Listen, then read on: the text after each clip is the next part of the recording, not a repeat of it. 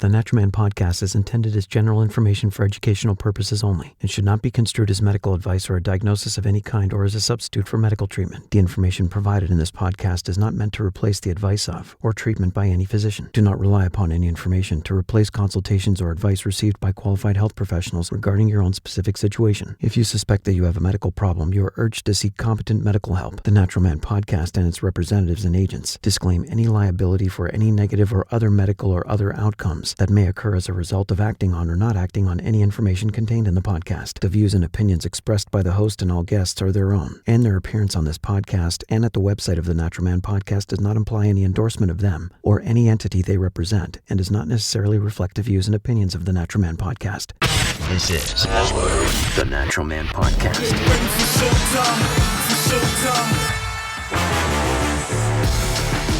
These are very good questions, Mike. You are really thoughtful. Well, thank you. Thank you, Stasha. And you know what? I'm so glad you're back.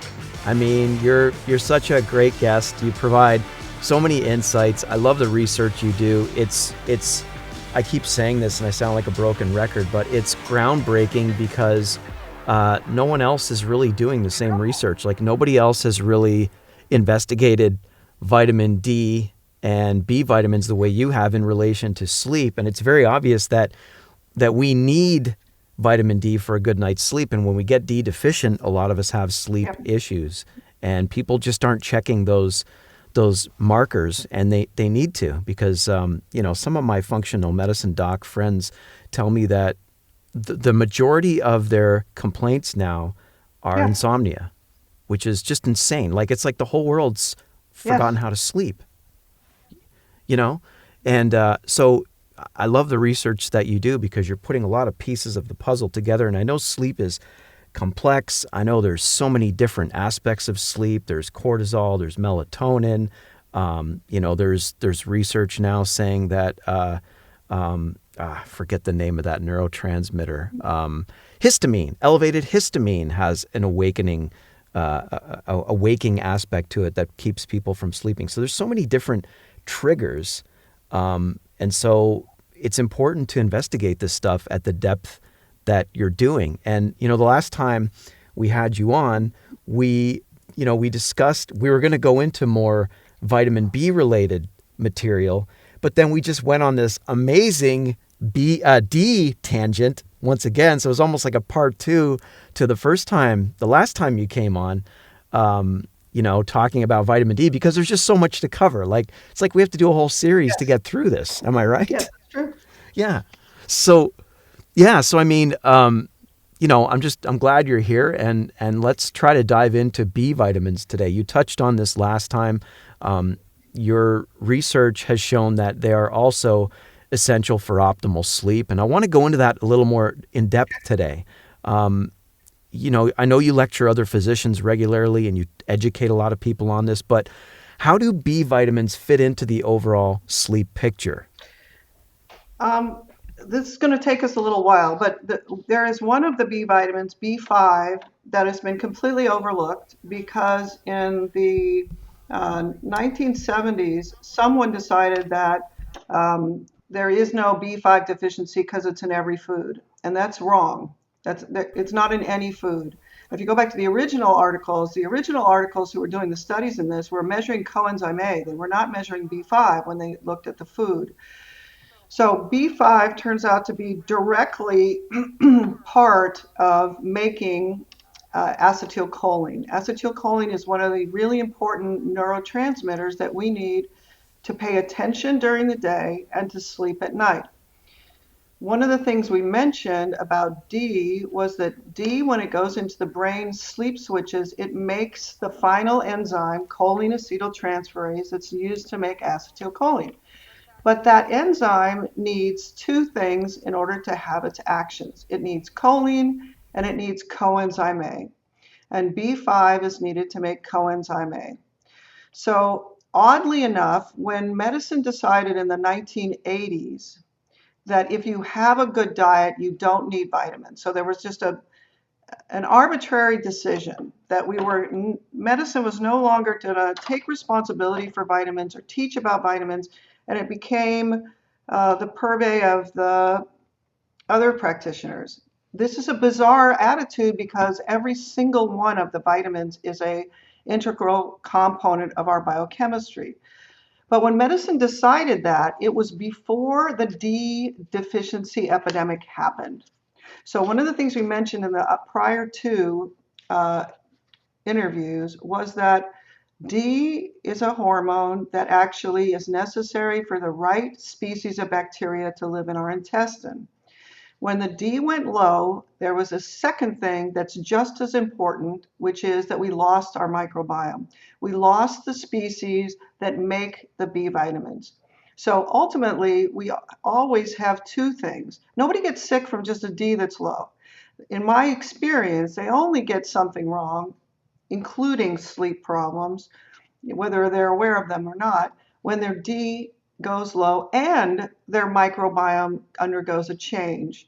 That means it's always a deficiency state of both D plus the B vitamins. The second thing we're going to talk about is that all of the B vitamins really come from the bacteria in our belly. They really don't come from the food. There are probably ones that have some aspect of their supply from the food, but the majority are actually all supplied by the bacteria in the belly. So when you lose those, you lose all 8 of the B vitamins. And if you haven't thought about it so far, why would there be one thing called A and then 8 things called B and then C and D, etc.?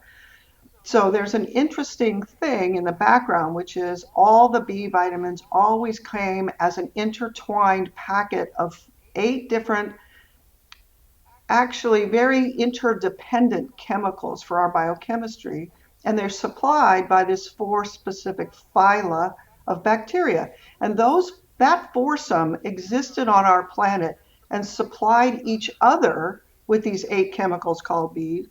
They were bacterial growth factors. So that piece, I'm not the first one to actually think about that because there's another article from 2015 that came at that from a different direction, but it's not widely accepted yet. The people who are writing about the B vitamins and their absorption say thiamine, B1, has a colonic bacteria source and a food source. Riboflavin, B2, has. So they're mentioning that it has 2 sources, but they haven't had actually the courage to step forward and say, wait, could it be that all of these all actually came from the intestinal bacteria? And that means if you have a change in your microbiome, you will then be variably deficient in these B vitamins. So, should we not need B supplements? I know that you've found them useful in your practice and in the different therapies that you have given to people. But if we have the right Great, microbiome, great. do we need You're those? so smart. So that is a great question. That's the proper question then. So if that's true, why would we ever need to supplement? Okay, and that was my question. I Right. entered the supplement field being someone who believed that if you don't have anything wrong with you, you don't go to the doctor. Okay, Yeah. and what I want is to, I'm a physician. I've been practicing for a long time, but when I get to the age when I'm going to have to take those pills I've been giving out like candy, I don't want to take them. So I've always been really healthy. That also means that my lens, that I look through the world and I see health versus disease. My view is what my life was, which was I played outside and I didn't really have much wrong with me. It's not that I don't have any disease, but that viewpoint is very important. Okay. One, all the other animals on the planet don't take supplements. They have exactly the same biology that we have.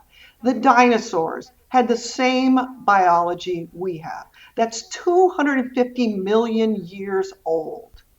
Those biochemical pathways that allow us to sleep, the anatomic area of the brainstem that allows us to sleep, is identical in the dinosaur. Now, that means that one of the reasons why medicine said if you have a good diet, you don't need B vitamins back in the 80s was because probably nobody really did. Now, to say nobody is incorrect because there are certain subgroups that were presenting with a loss of their microbiome and low D that weren't recognized as such. Old people and women who'd had pregnancies. So one of the things that we learned in medical school was that gallbladder, this sounds like an aside, but it's really an important concept. Gallbladder disease happens in women who are fat, flatulent, fertile, and 40. And that means women who'd had 4 or 5 babies had all these other things. They had obesity, they had inappropriate gas, they had smelly gas, they had all these things that were actually because the babies ate up their vitamin D. As their D went lower and lower on their fifth pregnancy, they then lost their microbiome because they didn't have enough D to supply the baby in utero and keep the microbiome alive. That low D then caused gallbladder disease because D and cholesterol are the two emulsifiers or dissolvers of the bile acids. So they made gallstones. Now, what that means is there were populations for the last, thousands of years, including old people. So old people have things that are directly related to these also. Old people get problems with constipation. They get smelly farts. We make jokes about dogs that as they're old, they have smelly farts. Okay, Yeah. that means biologically we have adapted to expecting that stuff. Okay, now, still, your question is why would we ever need B vitamins? Very good question. Here's what happened. I stumbled into this completely by accident. I gave D for 2 years, and then the sleep was better, and then it fell apart. And because some of the symptoms that the patients had were so peculiar, burning in the hands and feet, and this woman walked in and gave me a book about B5, I would never, there is no logic to these things that happen. They were completely by accident. So she walks in with a book about B5. It's about inflammation. It's a layperson's book that's written about the fact that she had rheumatoid arthritis. She was giving 400 milligrams of B5 to other people with rheumatoid arthritis. And what she noticed was that their pain got better and their sleep got better. That's why the woman brought the book to me. By the time she brought it to me, I was desperate because I was getting worse again. My D was still perfect. My patients' Ds were perfect, but they were failing again. Their sleep was getting bad, and these two women had burning in their hands and feet. Burning in the hands and feet is extremely rare. These two women were on B12. So right off the bat, I had seen that very, very rarely. And my job is a neurologist, and I am a peripheral neuropathy specialist. That means it just doesn't walk in the door very often. And those two women got the same symptoms within a month of each other. That means I was perceiving this as, oh, I'm asking their brain to sleep better and heal, but it looks to me like we've induced another deficiency state. I had no idea why they had burning in their hands and feet. I had no answer for them, but this particular book that I'm talking about with B5 has references. The references are in the 1950s, and they are about this lab that's running experiments at the Iowa State Prison. So they're doing these creepy laboratory experiments that become illegal in the next century. In the next 10 years. In the 1960s, it's now illegal to do experimentation on convicts. And they do these weird things like they give them these blockers of particular vitamins. These are really important studies, but they're done in small amounts and they're done in this creepy way. Yeah. So they give a blocker of pantothenic acid, and within 2 weeks, 4 things start to happen. One, they have this funny puppet-like gait. Their balance goes off. 2, they have belly complaints. 3, they can't sleep. And 4, they get burning in their hands and feet. This is just B5 So being blocked. this is B5 by itself. They're just blocking B5. Wow. Now, the book, so what I have is a situation where I'm so desperate that I'm actually willing to go towards the B vitamins because I'm still in the mindset that you pictured, which is, oh, our intestinal bacteria. In fact, I didn't even know that the bees were made by the bacteria. At the time, I didn't know anything about bees, nor do I know anything about the GI tract. I'm a neurologist, Right. So at the time, I'm doing something that my colleagues think is really weird with this D, but D is a hormone. So I haven't really even stepped into the vitamins yet. But because I'm desperate and I'm focused so much on sleep, and I'm thinking if we don't fix this sleep stuff, everybody's going to cycle downward again, including me. So I go to the vitamin store and I look for pantothenic acid, and it comes as 400 milligram tablets. And that's the amount that she's giving in the book as well. But at the time I walk in there, I happen to go through the B complex section. And the only thing I recalled from medical school, and keep in mind, I do this like on a whim, and I haven't really read about the B vitamins yet. So I'm feeling very insecure because I don't have any information in the background, and I'm not an expert in this area. So I go to the B complex, and I remember if you give one B, you should give all of them. Yeah. But I don't even know how many there are. So then I go through all the B complex, and it's a total disaster. There's some that has 3, there's some that have 5, there's some that have 5 and a C. And then by accident, I find B100. And B100 is something that humans made up. B100 is all 8 Bs. It has 100 milligrams of some of the B vitamins and 100 micrograms of the ones that are given in those microgram doses. And it often has choline and a few other things in there. Now, what that means is somebody has applied their intelligence to this in the past. Somebody had mastery over this idea of giving all of them. And on the shelf is B100, which is all 100 milligrams, B50. I happen to pick up B100. And the reason why I'm doing this, it's only because I do not have branded vitamins. Okay. I am not an expert in that. I don't like the idea of charging people for stuff that should be free, like walking outside and getting D. So Yeah. I'm not knowledgeable, and so I give recommendations. I don't hand them a bottle.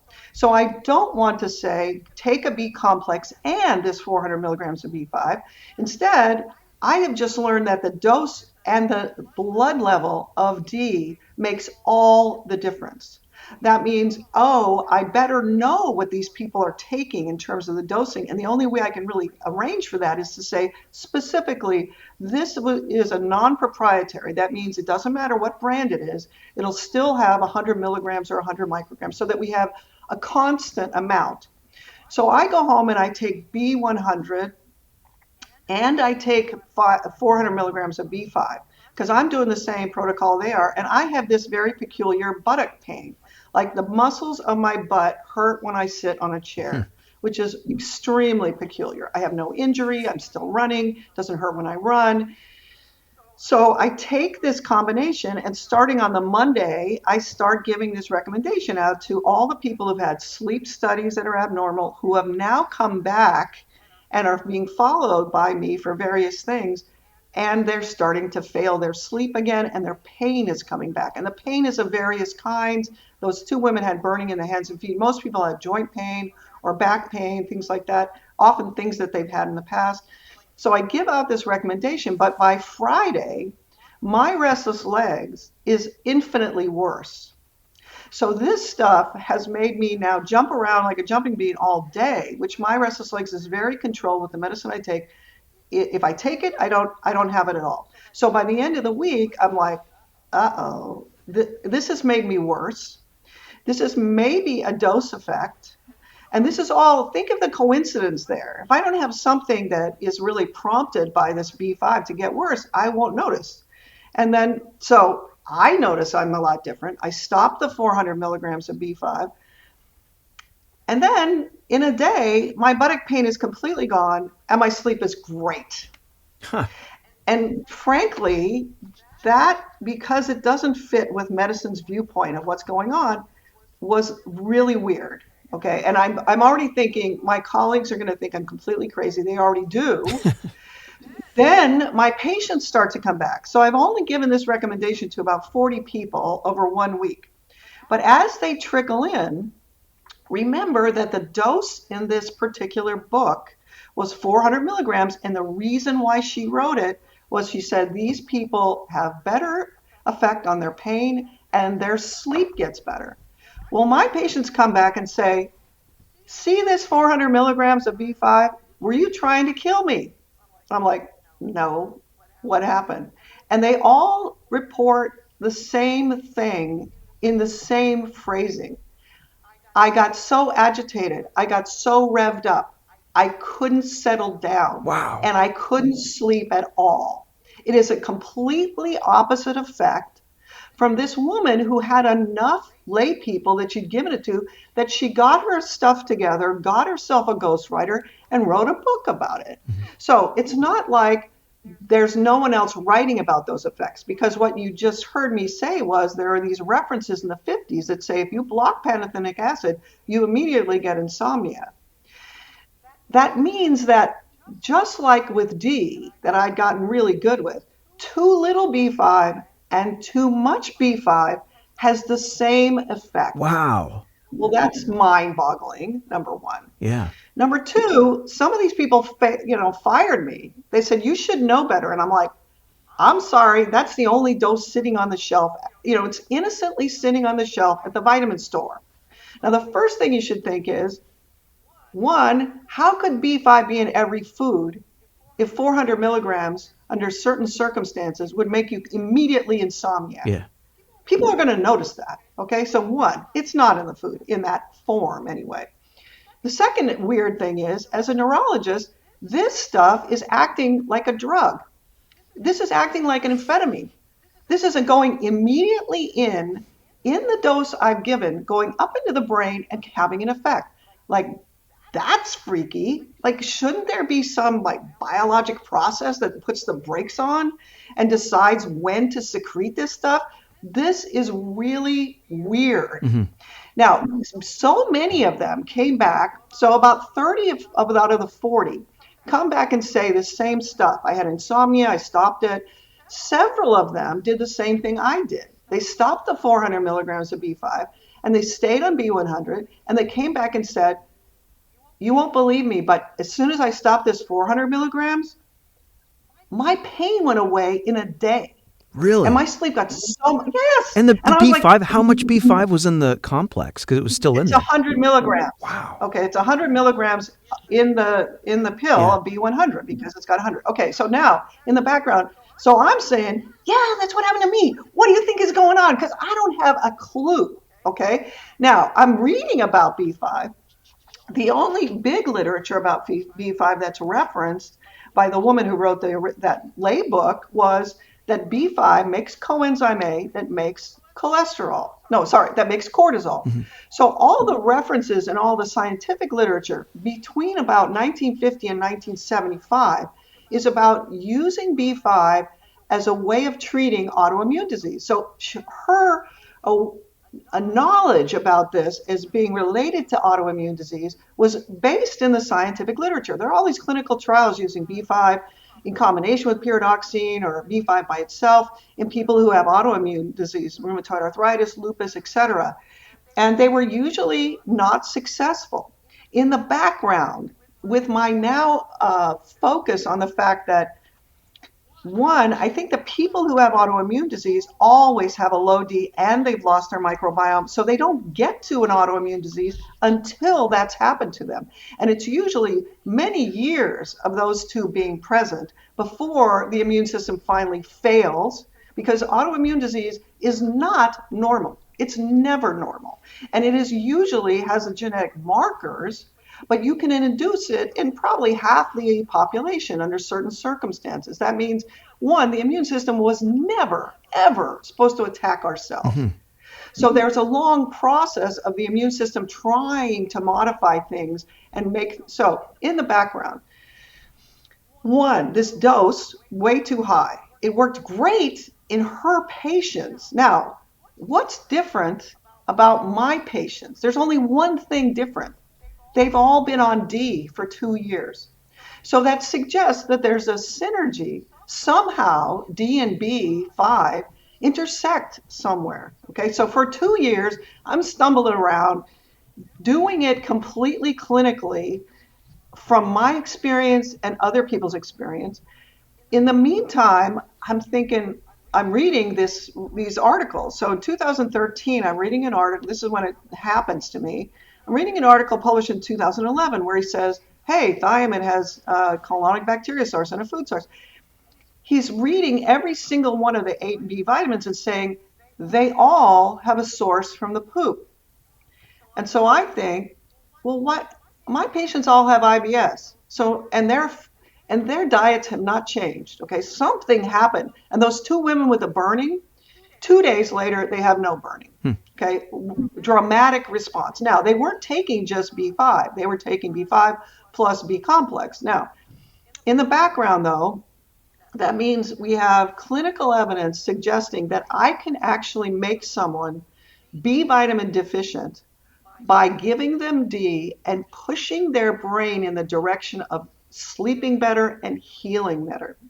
We have been told that one, you can't hurt people with B vitamins. That is incorrect. Hmm. You absolutely can. Two, that you can never overdose with them because we pee out the excess, and that is incorrect. We actually have physical stores of those vitamins. I don't know if we have full documentation, but it looks like we have documentation of thiamine B5 and B6 stores. Hmm. Nobody knows where those hang out. But based on my clinical observation, we absolutely have stores of those And vitamins. there's a Just saturation level like, with B6 too. Like yes, when I take B6 and I take too much like over time because I cycle with it myself, I'll start noticing that feeling in the extremities, like in the fingertips. So I'm assuming right. that I'm saturated when that happens, right? You may be doing something that is actually affecting B5. So there's another complexity in the background, which is Huh. you have another question that we haven't gotten to, which is what happens if we give individual vitamins? Right. There's a long history of B6 overdose causing burning in the hands and feet. So when that comes in the door, that's one of the things you look for. But what if we subscribe to the idea that all of these bees are actually interconnected? So if you give one out of proportion to the others, you are likely to deplete. And so what you're looking at there is not completely clearly B6 overdose versus B5 deficiency caused by overdosing the B6 in Which proportion. is causing the So, tingling? yes, Interesting.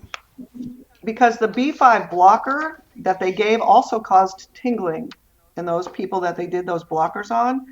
So, as a neurologist, the only thing that I was aware of was B6 overdose. Hmm. Okay. But I'm suspicious about that because, in actual fact, clinically, B12, B5, B6, and B1 all are actually interacting together. They all have interactions with the neurotransmitters. And clinically, what I see is sometimes it's really not about the B6, it's really that you've induced a B5 deficiency in response. Because, and I don't have the biochemical pathway clarified on that one, but we'll come swing around to that at the end is when we talk about what B6 does. Like, Hmm. well, what are we using it for? Okay. So, do you mind if I go back and finish out the No, no, idea of no. how I We're got? all over the Okay. place, So, Stasha. Sorry, but there's so much to cover. Go ahead. okay. Yeah.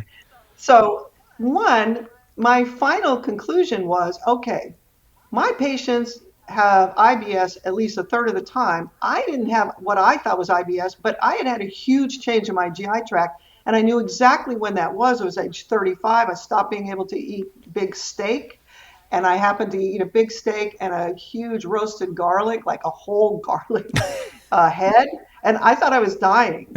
And I had not had any trouble with that before. And it turns out when you lose your microbiome, specific species that can handle sulfur containing moieties, you cannot eat garlic anymore. And really bad stuff starts to go on in your belly. And I happen to have a fair amount of friends or family members who had that Hmm. experience. So even though I didn't have IBS per se, I know that there was a specific time in my life when that changed. Now, if you look at it that way, one, there was no change in diet in those two gals with the burning in their hands and feet.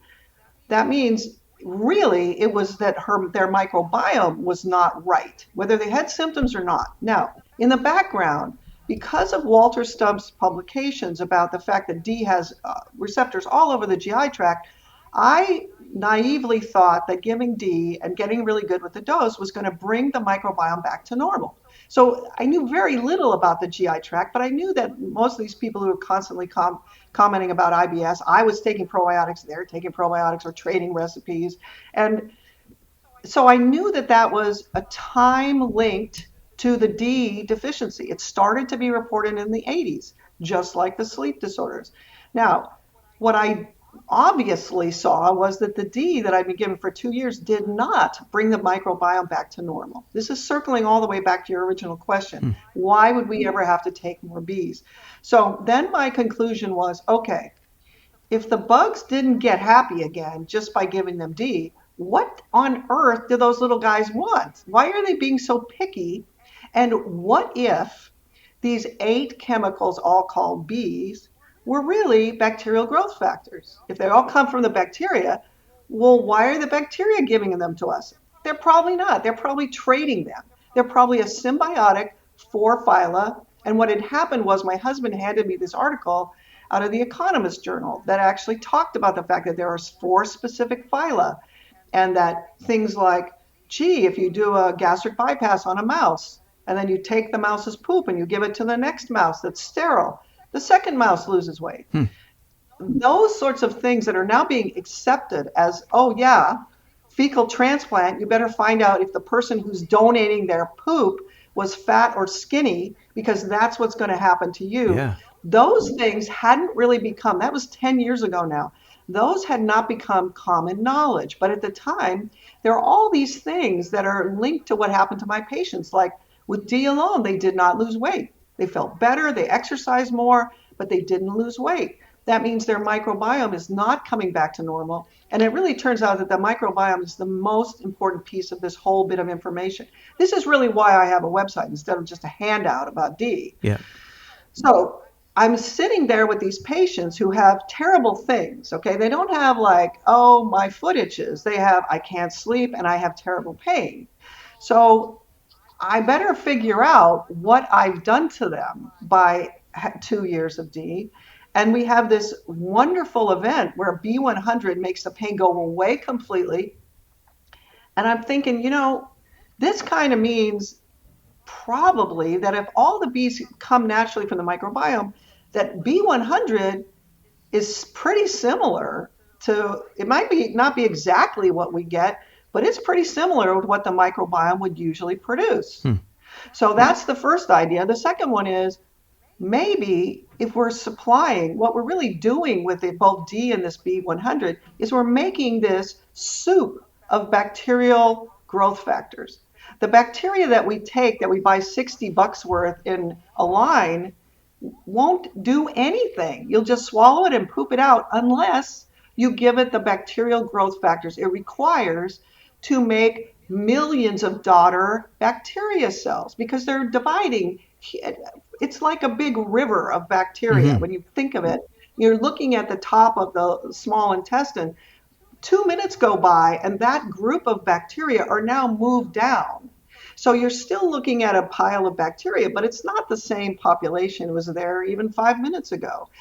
So if you think of it that way, then you have to say, oh, these guys require these 8 growth factors, and each one is making at least one B and requires some other Bs. And in fact, there's an article written in 2015 that looked at it from that point of view, that made the hypothesis that these 4 phyla exist in our belly and all other mammals because they make these Bs. And they looked at it through what we have in the computer as the genetic footprint. Because the other thing that was fascinating was in 2013, the quote in the Economist Journal was, we have 200 species, individual species living in our belly, but only 2% have ever been grown in a petri dish. Hmm. That means we have their genetic footprint because we can easily get that. But we've never actually looked in a petri dish to what makes them happy, what helps them grow. We don't have the specific knowledge that we would have because we didn't recognize what their growth factors were. So you needed to add that to the medium that you grow them in order to be able to grow them. That's now being done. Okay, so other people are recognizing that D is a prominent growth factor for bacteria. And we can talk about the history of that. It should have been obvious, and it probably was obvious back in the 30s and 40s, but that knowledge has not moved forward. So in the background, what the bugs need is a D over 40, a blood level over 40, and they need these 8 growth factors. And then what happens is you've put that into the GI tract. every single day. You're making this petri dish, this bee soup, and that means it favors the regrowth of all the good bacteria. So it turns out I'm thinking, you know what? I just put a bunch of people on too much B5. Yeah. And when the natural bacterial growth comes back to normal, all of a sudden they're going to be on twice the dose they need, and all of this stuff is going to come roaring back and they're going to fire me again. Yeah. So, picturing it that through that lens, I started to say, look, I'm really glad that your pain is better and your sleep is better, but listen to me about this. In the next several months, if I'm right, and this is a hypothesis, sometime your bugs are going to get really happy and they're going to be there producing the normal dose that your nervous system wants. And you're going to be taking my B100 on top of it. And all that pain and sleep interruption is going to come right back. If that happens, I need you to stop this B100. So it happened exactly 3 months. I went on the B100 for 4.5 months. So at 4 months, I started to feel like I had the flu. At 4.5 months, I started to feel really old in the morning. I would be very, very stiff. Hmm. And one of my patients says to me, you know, you started me on this B100. She had headaches. Started me on this B100, and I took it, and I woke up in the morning feeling stiff and old. I was like, that's what I feel like. Really? And this was She said, yeah, I daily? broke This is it. from daily B100? Absolutely. Yes. Now, keep in mind, she's on D with it. Yeah. Because if you do B100 by itself and you are not increasing the D at the same time, the response is very, very different. Remember that gal gave 400 milligrams to all those people Hmm. and they didn't have a problem. They liked it. Okay. So she said that B100, it made me stiff all over and I broke it in half and I went to B50 and I feel fine. So one of the things I observed was, remember that I and all of my patients had been on D for 2 years. That means we've actually pushed our body into a deficiency state. If she's only got some daily headache and she doesn't have lupus and all these other things, and she hasn't been on D, pushing her body to use up her stores, she may have only a partially affected microbiome and she may have a mild B vitamin deficient. So then I started to use B50. So the workbook uses B50. Now, there are lots of other interesting observations about people who go to the naturopaths are immediately started on D and B100, which is very common in the naturopath treatment. And they're right. But here's the problem. If they don't stop it again at 3 months, then they go back into the same set of symptoms they had when they first sought the naturopath. Now, the natural response to that is not, oh, I was better and now I'm worse again in exactly the same way. The natural response is, oh, I knew it wouldn't work. And that means they aren't really being able to see this peculiar thing, which is B100 plus D is the right thing to do with most of the people who walk in the door of the naturopath if their D is lower than 40 and if they had all these complaints that most people have. It's the right thing to do. But if you don't stop the B100 at 3 months, then what happens is they wind up with me, where their D is 65, they still have insomnia, they have burning in their feet, and they have tingling or whatever. And I have to try to convince them that that B100 that they're taking is what's really stealing their sleep away. Because too much and too little is exactly the same. Yeah. So the naturopath community that's the one thing that's hard to give these lectures to them because they know that they've done something terrific when they give those two together. Their patients get better, no question about it. Yeah. But the concept in the background that we really shouldn't. So your first question was the really pivotal one. Then why would we ever have to take B complex? And the only reason why you have to take it is to give the original bacterial petri dish in your belly the starter combination that it needs to grow back. Okay, then you better stop that B100. Now, there's a lot more to this story than that, because it turns out that there is then 3 months after the reason why I have this workbook is after you stop the B100 at the end of 3 months, 3 months later, if you continue D, if you continue to sleep well, If you have really, really good sleep, there is a phase during which your brain says, hey, I just slept the best that I have in 20 years every night for the last 2 months. And I'm making up a story here because I don't really know why this happens. And my theory is uh, my brain has just done every single thing on its nightly maintenance list.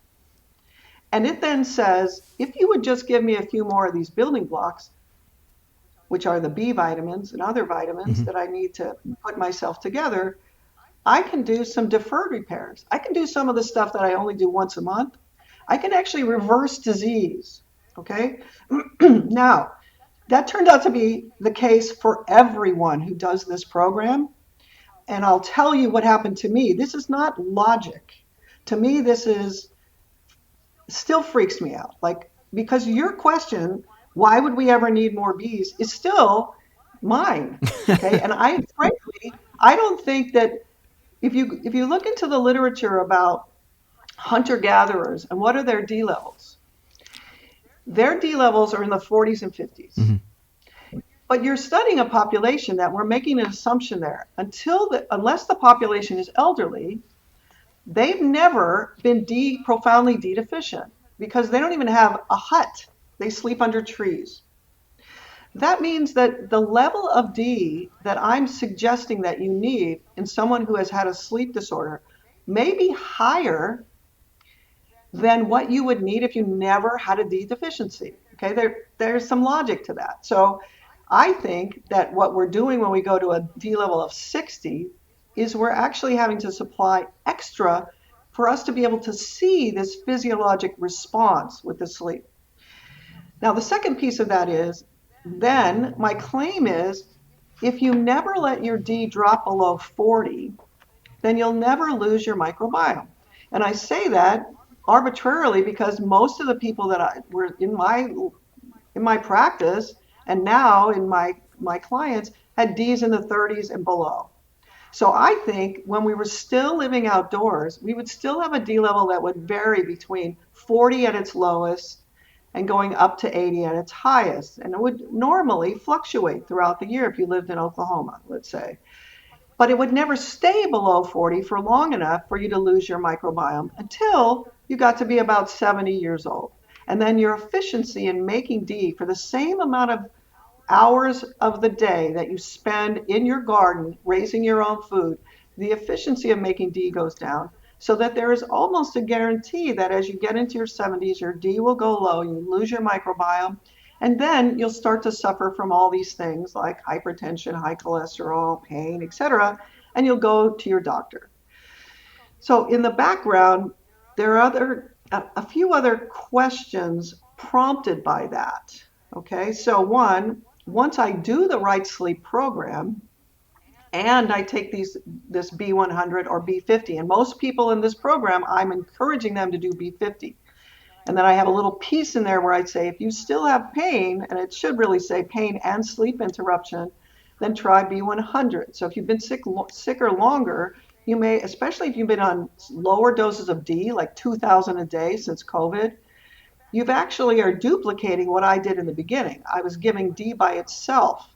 It's not doing nothing. You may not feel any different, but it's actually feeding your deficiency state and it's making these biochemical requirements that need the Bs so that you may have actually pushed yourself to be B vitamin deficient. And I have many clients now that have a timeline, a very accurate timeline for, okay, I went to my doctor for XYZ, I started on D, and 3 years after starting on it, even though I haven't done my D levels any more than once a year, I started to have XYZ, this new thing. Like I got joint pain. I now see the rheumatologist. They told me I had lupus. So this is a very common occurrence, and it's going to happen around the globe within the next 10 years. And the frightening part is what happens to that person is not a purple horn growing out of their forehead. If it was a purple horn growing out of their forehead, they would go, damn, what's happening to me? Yeah. I mean, this is something completely unique. It's never happened before. Medicine doesn't have an answer for it. Therefore, we go looking for it. No, instead of that, what they're going to get is joint pain, back pain, burning in the feet, diabetes, they're going to have all the things that we have named and found treatments for over the last 200 years. Because this has been happening to all humans all history. This is an old disease, but we said it was an old people disease. Hmm. So old people, their teeth fall out, their hair falls out, they get rheumatism, their GI tract stops happening, they get constipated, they're up at night wandering around, they have a gait disorder. All of these things have a mechanism, but we haven't viewed it that way. We've just said, oh, those are all things that happen in old people. And the only reason why I know that is once I'm on this D path, I'm seeing people in the hospital who say, my teeth started 40 years old. My teeth started to fall out 1 year ago, and they have all fallen out over the last year. And their D is like 10. Oh, that just And hurts they're to in hear the that. hospital. Yeah, they're in the hospital not because their teeth fell out, because doctors don't pay any attention to that. They just assume this person, it must be some awful redneck who doesn't do things right. Okay, Yeah. medicine, it's really frightening the way that people see people who are sick. And then you start looking through this D lens and you realize it's not because they smoke or drink. And in fact, they never smoked or drank. But people look at someone who's toothless and think, man, they must have come out of some trailer court. Yeah. Okay. They make social decisions about Hmm. them. And they're doing that as physicians and caregivers so that we won't have to feel the emotional upset and fear that this is going to happen to us. Hmm. We think that we can therefore control. So if I don't smoke and drink and I don't live in a trailer, I mean, it's very, very weird the way things feel differently when I walk into a hospital once I see it this way. So this guy is in the hospital with all of his teeth falling out. He has no medical insurance, but he's a software engineer. And he's in there for 5 other things. His heart valves are just dissolving Hmm. because his heart valves are these soft tissues that need D to keep the fibroblasts. So he has very serious medical conditions, and trying to get another doctor to understand that that's because his D is 10 is impossible. I've been doing it for a long time, and we went through the politics of that a little bit. But Hmm. in the background, so we're going to stick with the B's here. Now, I'm going to stop there for a moment and see if you have any other questions there. No, it's all good. There's so much to unpack there. And we got about 10 minutes left, but I'm going to be bugging you to come back, right? You know that. Yes, Yeah. I would love to tell you more about this. Okay, cool. Because I think Yeah, there's definitely. so much to delve into. No, there's a lot to unpack, and I'm just trying to even get my bearings in everything that you just shared. Let me go with the questions you've asked, and Sure. I'll tell you just briefly the answers. Sure. 1, B5 is not available from food. Coenzyme A is in every food, but it turns out the bacteria are the only source. The only source and supplements. Now, the other thing you said is a lot of adrenal fatigue specialists push B5. They're right, Yeah. but the problem is that, as we talked about, or maybe we didn't, B5, coenzyme A is necessary for cortisol production. Coenzyme A is also linked to our ability to make glucose from the liver. That means these same people have big drops in their blood sugars. They have cortisol screwed up. So B5 by itself is a deficiency state that has an array of presentations. Coenzyme A does 100 different things. Mm-hmm. The most prominent one that the person can see right away is a sleep problem, but it doesn't present in the same way for most people. The most common presentation is I wake up at 3 a.m. and I can't go back to sleep, or my sleep is interrupted after that. But if you get enough deficiency, then you'll just not be able to sleep. Also, And that's B5? The- You're tying that into B5? Absolutely.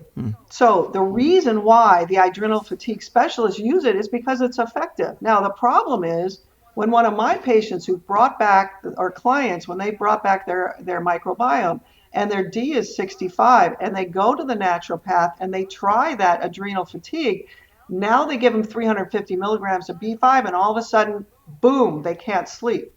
The problem is that most of the people who have that effect couldn't sleep before. Mm-hmm. Because too little and too much feels the same. So they don't attach it to this pill. It just says adrenal fatigue. So one of the biggest difficulties for me is to really, you have to get good at reading what's in stuff, because not all of the adrenal fatigue have B5 in it. There's no, there's no regularity about Yeah. that. So I also had patients who were taking 350 milligrams of B5 when they walked in the door, and they've been doing that for 4 years. And I said, look, this stuff is going to be messing up your sleep. And they say, I don't have a single problem with my sleep. What do you make of I go, that? okay. What do you make of that? Well, so the clients in whom that's the case, one, the particular person I'm thinking of is 85 years old. He has no signs of Parkinson's disease, but he's coming to see me for a tremor that's not really Parkinsonian, okay? So the B5 dose that he's on, in my view, has actually treated his deficiency state. The other thing I didn't tell you at the beginning, if we flip back to, remember I gave 40 people the recommendation to take 400 milligrams of B5 plus B100. Yeah. 30 of them came back and yelled at me. But a few of them, like the two ladies with the burning, they were really happy because it went away. And then there were two guys that came back about 6 months later that had both, to me, looked mildly Parkinsonian. Not enough to bring it up, not enough to start medicine, a little tremor, funny facial change, a little gait disorder. These guys were both on CPAP for sleep apnea. They're still on 500 milligrams of pantothenic acid. They're still on B100. And I was like, oh my God, this is terrible. I've ruined these guys. And I say, how's your sleep? Great. And I'm like, oh, this is weird. You're still taking this 400 milligrams? Yeah, I feel great. And they have no tremor now. And they feel better. To me, that means there's this other thing, which is, oh, could Parkinson's disease be related to acetylcholine deficiency? Yes, absolutely it is. There is a whole 10-year phase of Parkinson's disease where they are acetylcholine deficient first, and then the dopamine deficiency comes later. So we even had actually the opportunity to show the chemical pathways or talk about, so what is this B5 and D doing? B5 is necessary to make acetylcholine. That means all of these observations about ADD, about the GI tract being uncomfortable in IBS, about not being able to sleep, about Parkinson's disease, about autism, those are all related to acetylcholine, the formation and the ability of the body to make the right amount of acetylcholine so we can concentrate during the day and sleep at night. If you look into the literature about all the sleep disorders, one of the things that's a constant is if you measure the autonomic tone, we're in sympathetic overdrive. So the sympathetic side uses epinephrine, norepinephrine. The parasympathetic side uses acetylcholine exclusively. We've been taught that we are in sympathetic overdrive because it's the modern world and we're all under stress and we're not sleeping.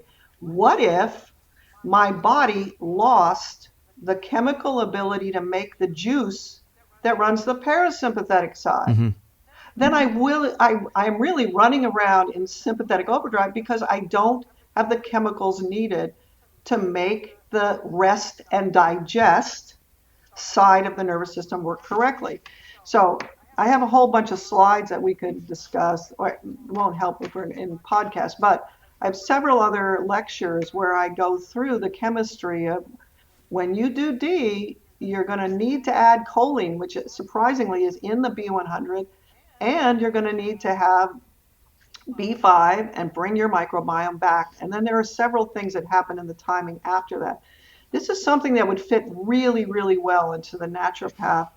In fact, I have trained some naturopaths who really understood it. Like they were, oh, okay, that's why so-and-so got so much worse in the 4th month. Yeah. So if they're thinking about the patients who fail and the timing of that, then they open the window. If they're thinking about the fact that they have success with it, they won't be looking for, oh, well, what about Mr. So-and-so that was better and then he's worse again. Yeah.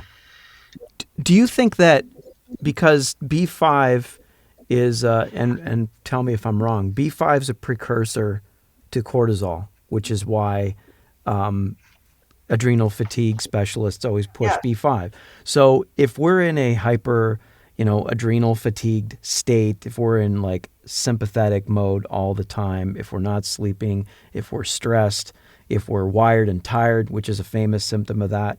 Do you, No, we're in that state, Mike, because we are lacking in the neurotransmitter that would have balanced the system. okay. And so is B5 Very helpful different way in to those look at instances with some people? it. Absolutely, it fixes it. This is a fix for all the autonomic dysfunction. It's a lot deeper than that because if we get into this more deeply, you'll see that epinephrine and norepinephrine in many people are also probably low. So is Yeah. dopamine, so is serotonin. Because when we lose the microbiome, we lose factors that are made by the bacteria that manage our iron stores. So we not only lose acetylcholine, we lose several other neurotransmitters so that you can become depressed and have autonomic dysfunction. They're different sets of neurotransmitters, but they're both linked back to the necessary parts of the microbiome. Wow. That's fascinating. And I hate to say it, but we're out of time. You will come back because there's so much more I wanted to cover. Would love to have you back so we can dive into more of this. Awesome. Well, Stasha, thanks for being here. Dr. Stasha Gominak, you can, what's your website to share with people? Dr. Goiminak,